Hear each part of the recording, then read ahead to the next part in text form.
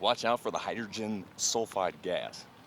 These are some of my favorite places in the entire Yellowstone Park. These are the fountain mud pots.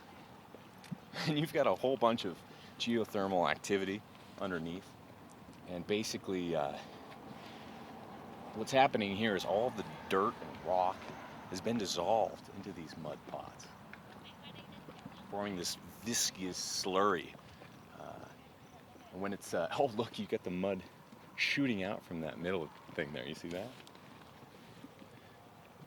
Anyway, you got to check it out.